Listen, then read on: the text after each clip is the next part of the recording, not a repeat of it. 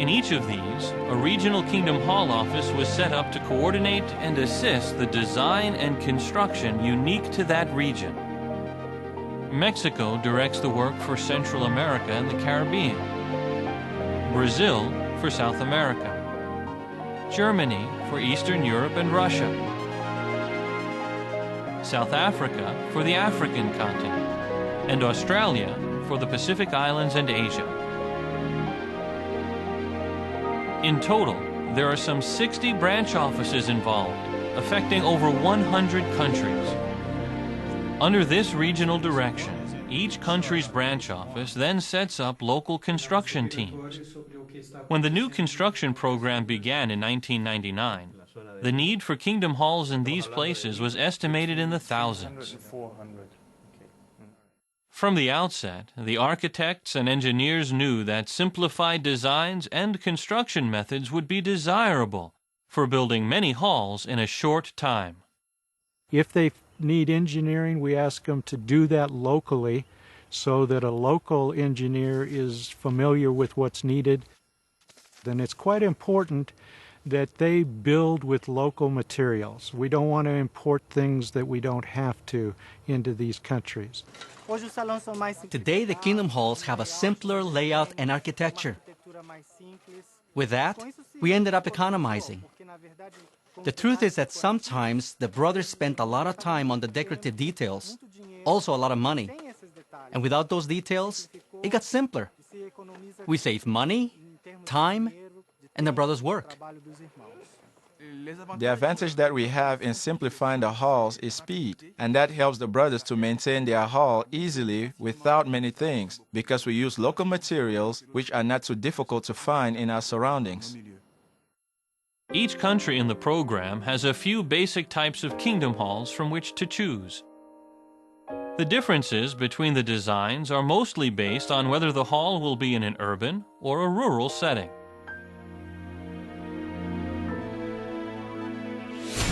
Buildings are simplified in a variety of ways. In some rural halls, skylights provide lighting for the almost exclusively daytime meetings. In Africa, breeze blocks are used instead of windows, cutting expense and maintenance. The local congregations can request a hall under the program, but they must meet certain requirements. In general, they need at least 30 members, along with at least one elder.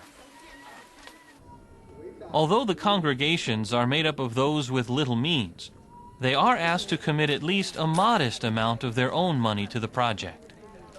They pass a resolution to make a monthly contribution back to the fund, depending on their ability. So they are, over a long period of time, making a contribution to the fund, but simply wouldn't have enough money to build the building initially. In rural Africa, obtaining land for a hall is often much easier than in urban areas.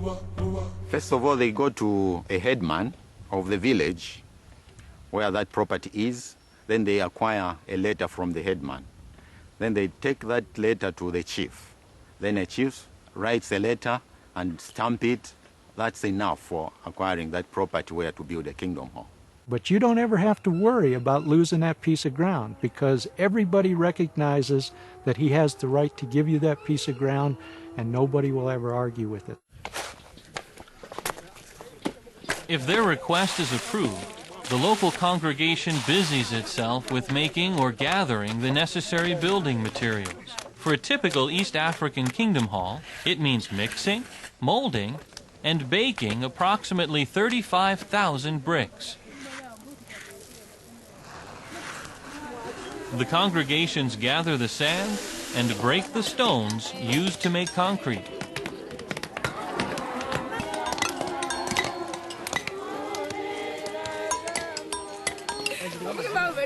In East Africa, selecting a color for the kingdom hall is largely determined by the color of the soil that goes into the bricks.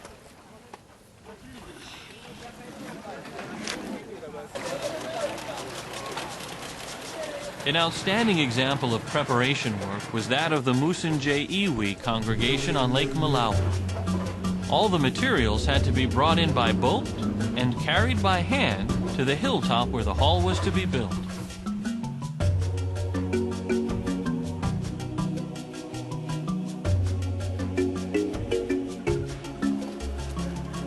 After about 300 different trips, the 12 tons of building materials was moved more than 1,000 feet up the mountain.